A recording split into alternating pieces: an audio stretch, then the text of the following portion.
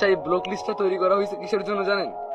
এই ব্লক লিস্টটা তৈরি করা হয়েছে যে অপরিচিত কেউ যদি আপনাকে ডিস্টার্ব করে, বা কোনো মানুষ আপনাকে গালি দেয়, বা অপরিচিত কেউ আপনাকে বিরক্ত করতেছে, বা আপনাকে হ্যারাসমেন্ট করতেছে, সেই ক্ষেত্রে মনে করেন একজন অপরিচিত মানুষ আপনাকে ফ্রেন্ড রিকোয়েস্ট পাঠালো, আপনাকে মেসেজ দিয়ে গালাগালি করতেছে, মানে এক কথায় আপনাকে প্রচুর বিরক্ত করতেছে।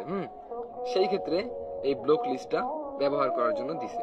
যে কোনো মানুষ আপনাকে যদি বিরক্ত করে বা কেউ যদি আপনাকে ডিস্টার্ব করে, সেই ক্ষেত্রে তাকে আপনি ব্লক করে দিন। কিন্তু মজার বিষয় কি জানেন? এই ব্লক লিস্টের মধ্যে খেয়াল করে দেখবেন আপন মানুষরাই থাকে।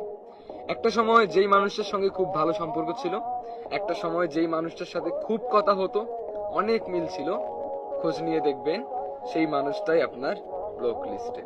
আসলে অপরিচিত মানুষ আমাদের ব্লক লিস্টে থাকে না, আমাদের ব্লক লিস্টে থাকে পরিচিত আপন মানুষেরা। আসলে একটা মানুষ ব্লক লিস্টে কখন যায় জানেন? যখন মানুষটা মন থেকে উঠে যায়, যখন মানুষটা বিশ্বাস ভেঙে দেয়, যখন মানুষটা একটা তীব্র আঘাত দেয়, একটা তীব্র যন্ত্রণা পাওয়ার পর আমরা সেই আপন মানুষটাকেই ব্লক লিস্টে রেখে দেই। কথাটা একটু মিলিয়ে দেখবেন।